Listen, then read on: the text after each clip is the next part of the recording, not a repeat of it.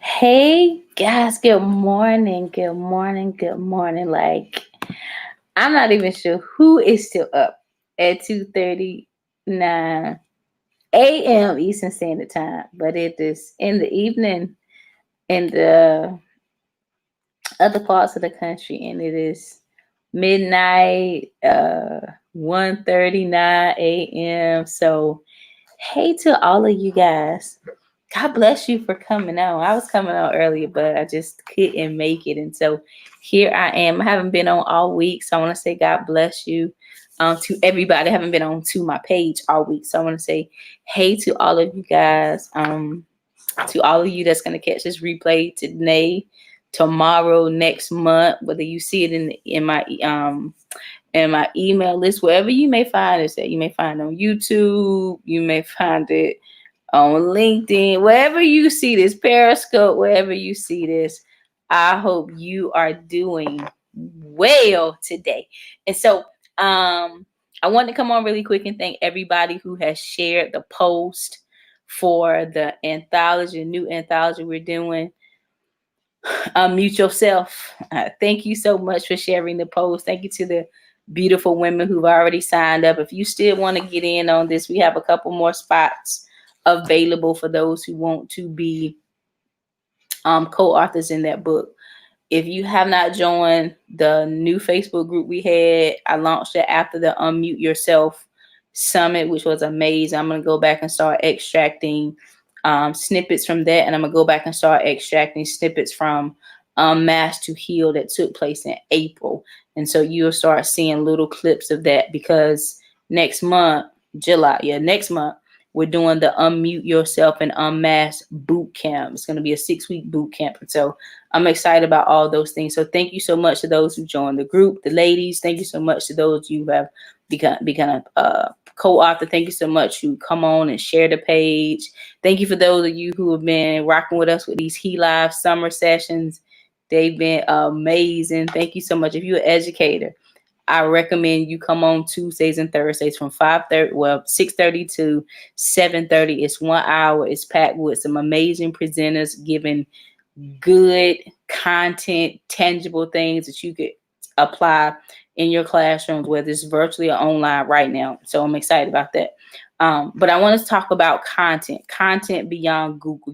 A lot of times people will tell you, hey, just go Google it. And I mean, it's true. You really can go and Google pretty much anything you want to find out.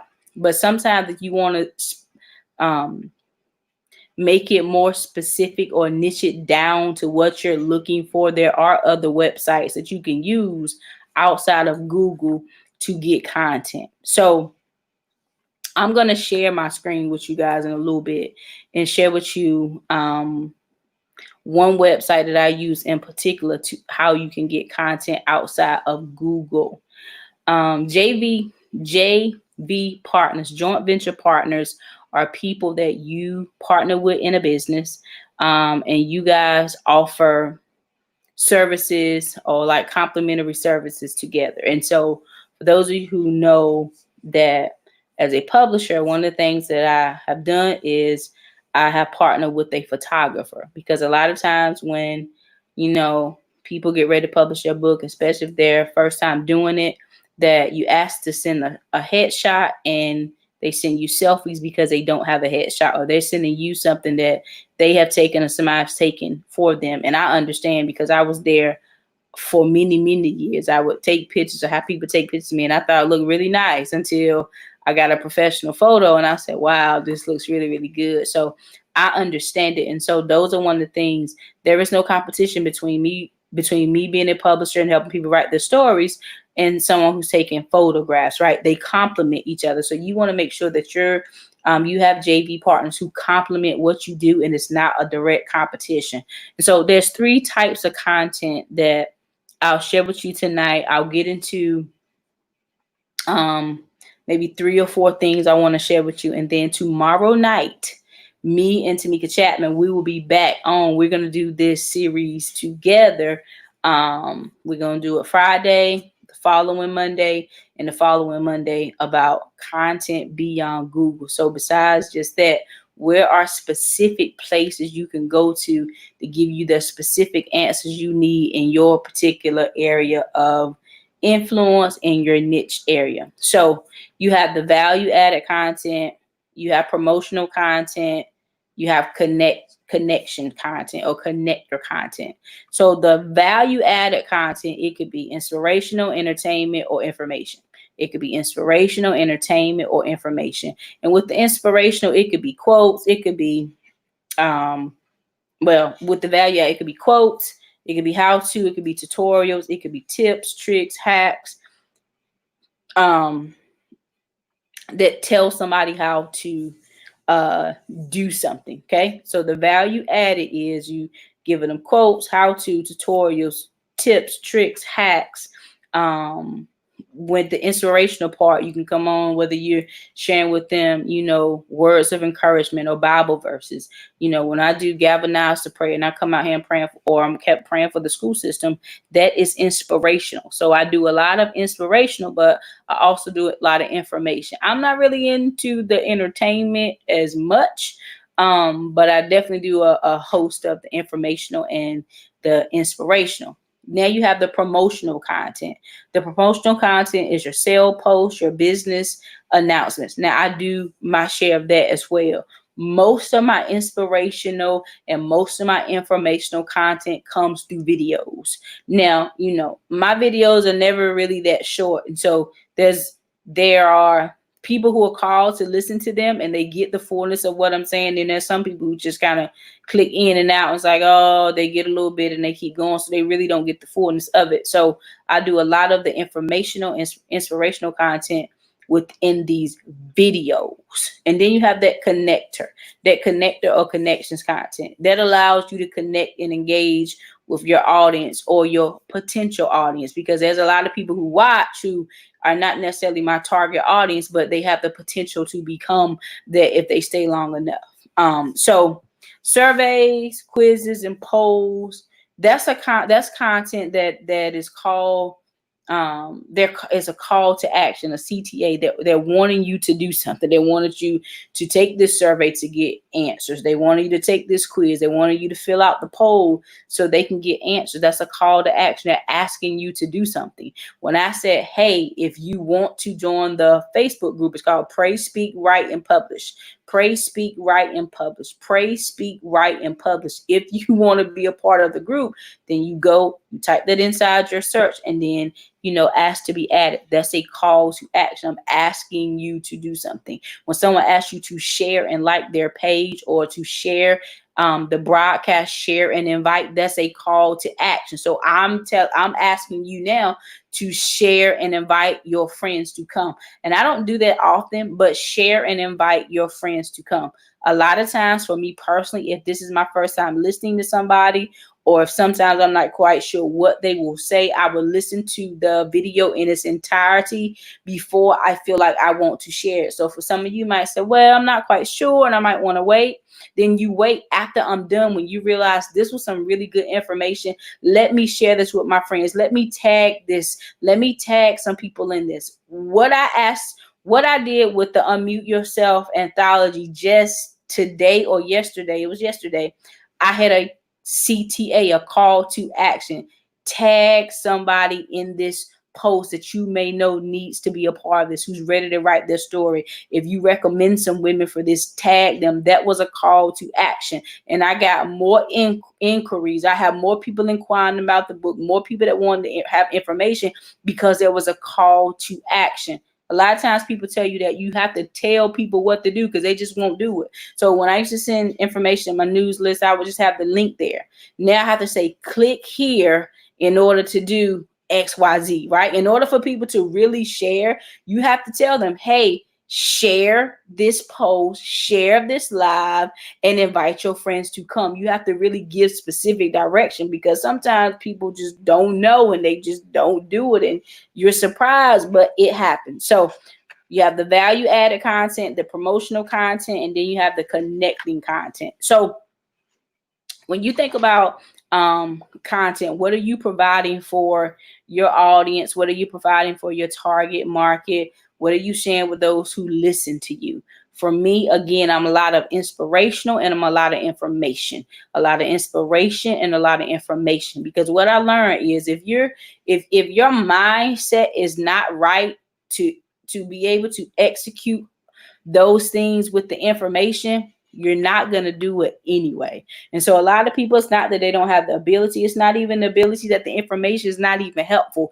It's the ability that their minds are fleeting, that they're all over the place. They're thinking about everything, that they can't even focus on what you're telling them, so they can't execute it properly. And so sometimes people will walk away and say, oh, that wasn't good, or, oh, they didn't do a good job, but really, they really wasn't that invested and tuned into it. So if you know that you're giving good value, good content, good information, then don't get caught up in what other people are saying, especially if they're not your target market. Now, you can go back and evaluate and look at yourself and look at your videos and say, oh, yeah, I messed up. I didn't really do that well. As an educator in the school system, there's many days and I say, you know what, I did not teach that well. I probably taught that wrong. Let me go back and correct this. So even as a business owner, a businesswoman, a businessman, or in your family, a ministry, sometimes you may miss it and you have to go back and you have to correct those things. So when you think about content, what you're providing for your customer or your target market, there's really like three types of target I would say there are three types of customers that a lot of us have. Three types of customers that a lot of us have. We have the active customer, the one who is currently active with you. They are buying your services. They are invested in what you have. They are financially invested in what you have. That's the first type of customer. The second customer is a lost customer, right? They were either dissatisfied with something you gave them, or they just stopped using your service altogether. They may have been indifferent about it, or they may just use somebody else out of convenience. Perhaps this person was able to provide them a service immediately. There are certain things that I outsource. There are certain things that I need, and I need them sometimes in a short period of time. So the person that I may definitely usually want to use, if they say, hey, I'm backed up, I can't get you until next week. If I'm really in a situation, then what happens is I go with the person who can get it to me the fastest. That may not be my top choice, but that's the person who can get it. So a lot of times lost customers are not necessarily those who, just didn't want to do business with you anymore. They were dissatisfied. You had poor customer service, but it really could be that they chose somebody else out of convenience. And sometimes convenience could definitely be money. It will be more of a hassle for me to have to pay this charge or this investment. So let me go with somebody who has a lesser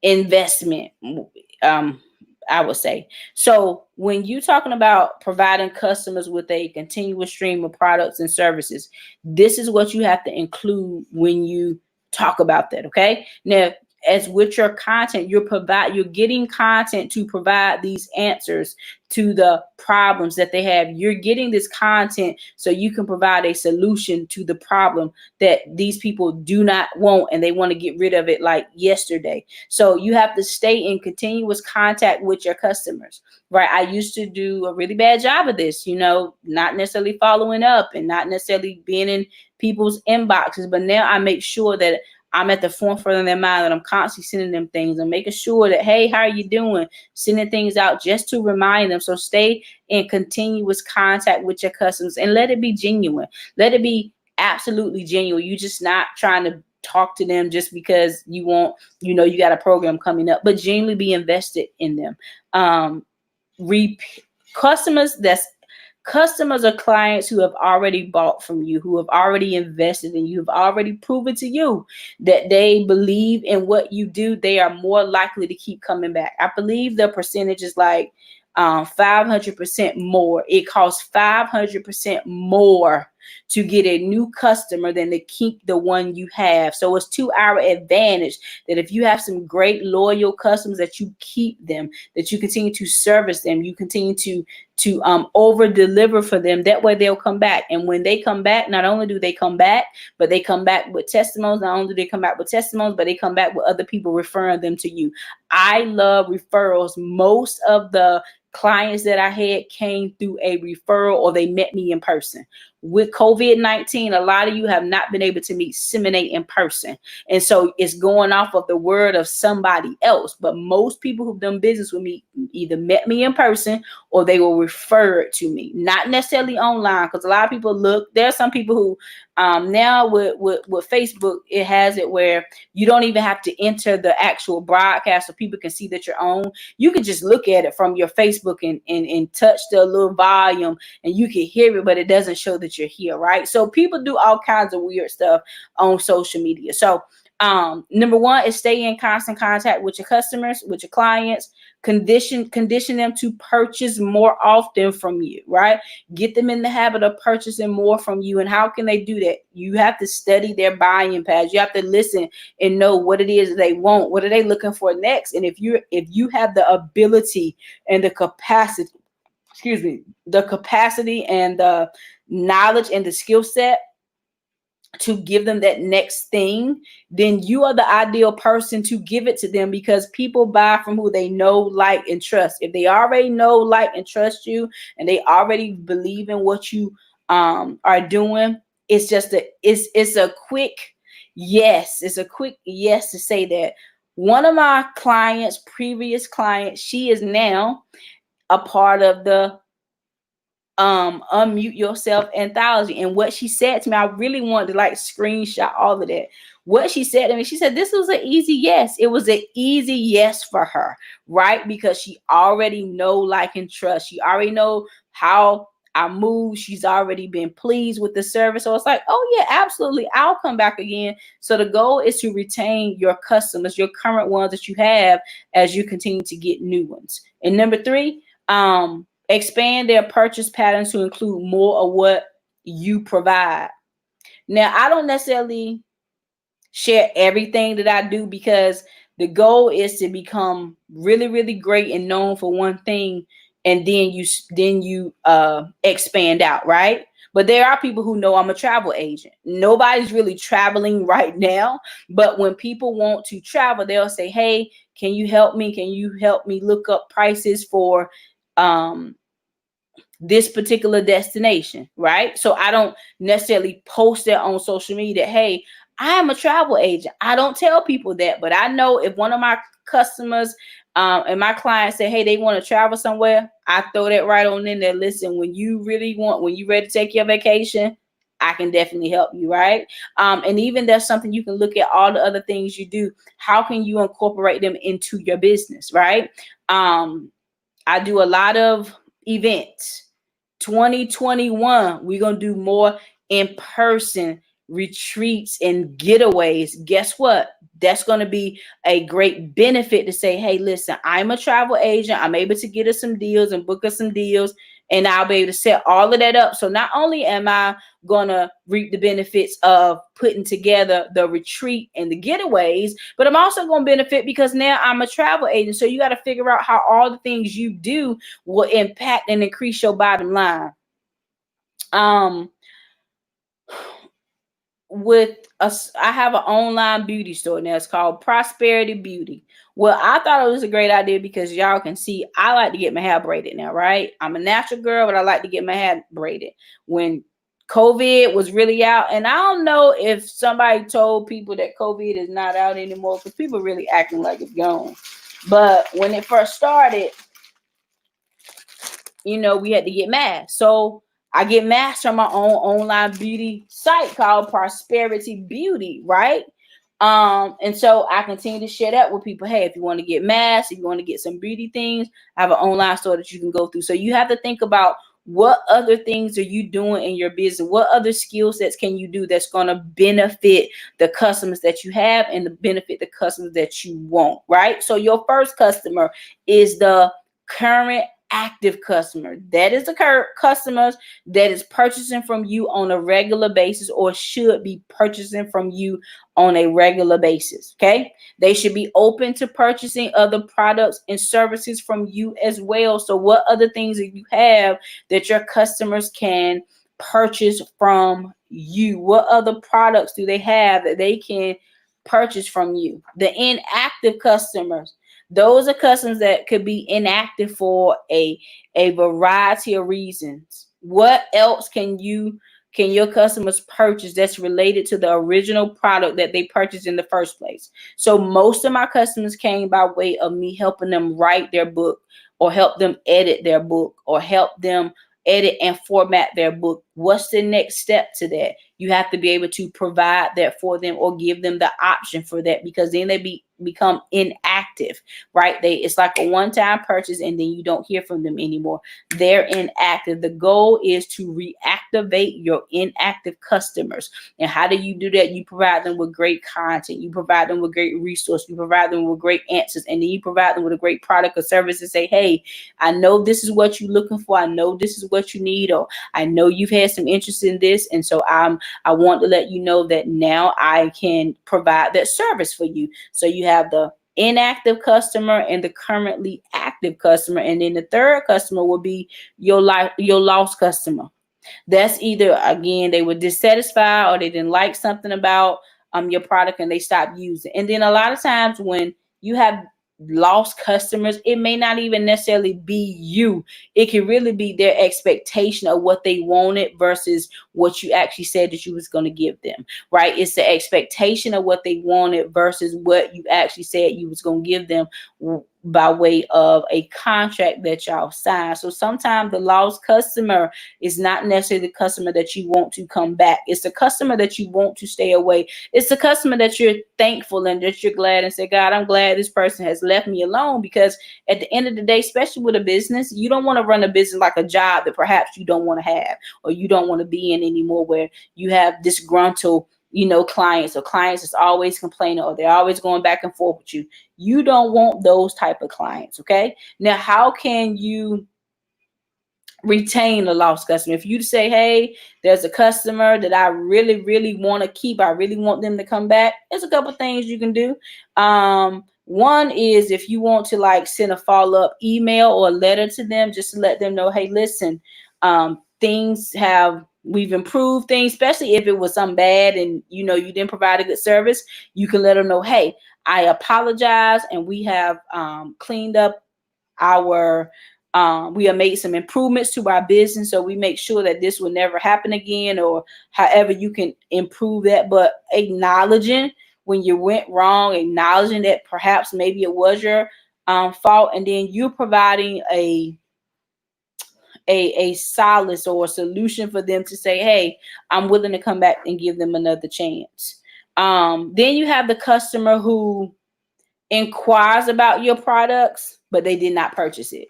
There's a lot of people who may inquire about some services and products that you have, but they may not purchase at the time, right? At the time. It's almost like they may not purchase right away, but they just need more information to make a decision. Sometimes people don't have enough information about you or your product. So it's like, well, I really can't say yes. I don't want to commit to that because I'm not quite sure. Okay. And then some people, your price point may be out of range for them, and that's okay. Your price point may be out of range for them, and they'll go look for a lower alternative. They'll look for a lower product. They'll look for a lower service, and that's okay too. Don't ever dumb down your prices. Don't ever compromise on your prices, because what will happen is they'll take you for a discounted rate or low rate or a free rate, and then go pay somebody else for the next steps. With this Unmute Yourself anthology, the price was ridiculously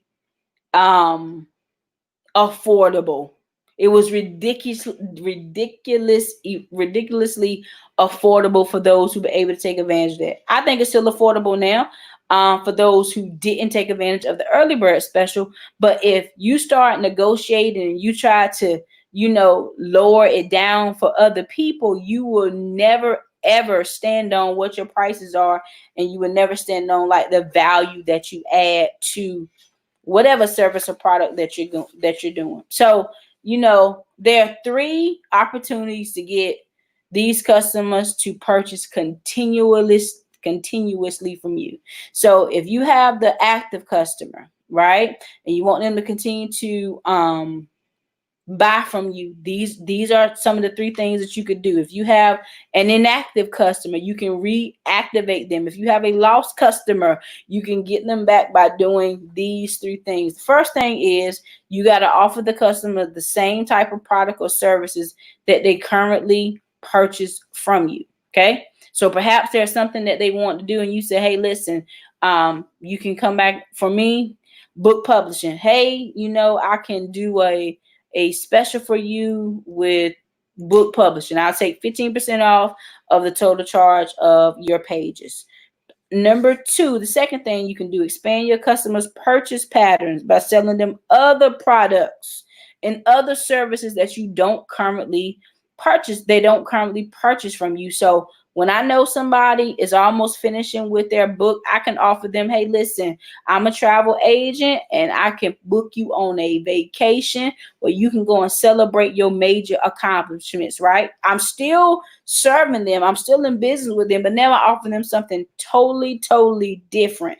And then the last one is provide service and training to your customers, right? I can do teachings and small trainings around self-publishing your book. I have a 60-day on-demand course now. So if you want to self-publish your book on your own, I can definitely give you that link. You can provide courses and services and trainings around what it is that you do. I don't know what you guys do, but for me, I can do a training around creating courses and classes from your book because I've done it, and because that's part of one of the next steps when it comes to writing your book. So I could do a training, I can do a service on that. Okay, so if your product involves a need for other people, you got to figure out how can you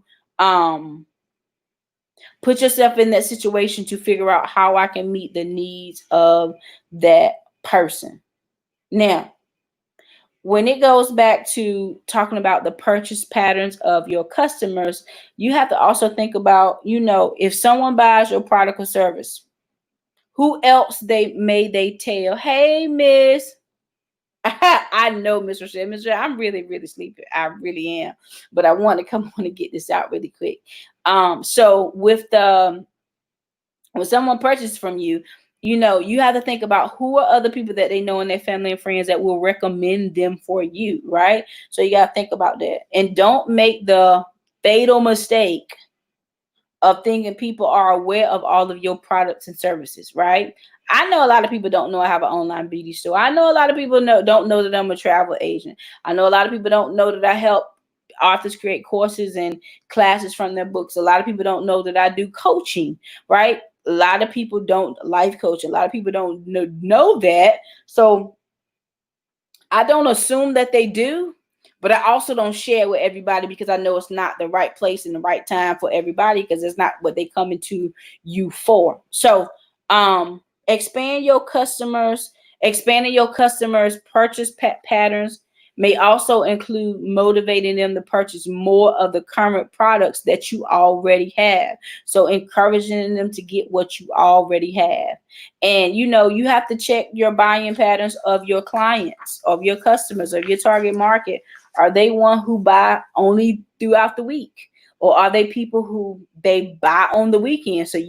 And that way, once you know that, do I put out, something that I'm doing closer to Thursday night so it could be fresh through these pages over the weekend? Or do I do something maybe Sunday night or top of Monday morning? That way it'll funnel through people's pages during the week. So you have to know that about your customer, you have to know that about your client, and you have to know what it is that they're looking for. So the three types of content that I talked about, I'm going to share my screen with you guys because I'm going to take you to this website that you can definitely use. And I'm going to show you how I use it just tonight this morning to make sure that what I was going to share with you guys are on point. So let me share this screen. Boom, boom, boom, boom, boom. All right. It's called Answer the Public, right? Answer the public. And so I typed in content creation, right? And it tells you what, when, why, which, will. So people are asking. Content creation on Instagram. What is content creation tools? What is content creation digital marketing? What is content creation all about? What does content creation mean? What is content creation in marketing? This is beyond Google. Answer the public is beyond Google. So people are looking and people are asking for answers. They're looking for certain things. And if you are expert in your industry, then you need to be answering these questions and providing solutions for your target market. So I love you, ladies and gents. Miss Rochelle, I love you. It is officially 3:09 a.m. Central Standard Eastern Central Time, and I am really, really sleepy. AnswerThePublic.com is a great resource. Let me put both of these here. Question DB is a great resource for you if you want to, find out. Morningfaye.me. I love that website. It gave me a whole breakdown the other day of my YouTube channel. Now I'm posting these questions, but it's only showing up through YouTube for whatever reason. So I'll go back later and fix this. And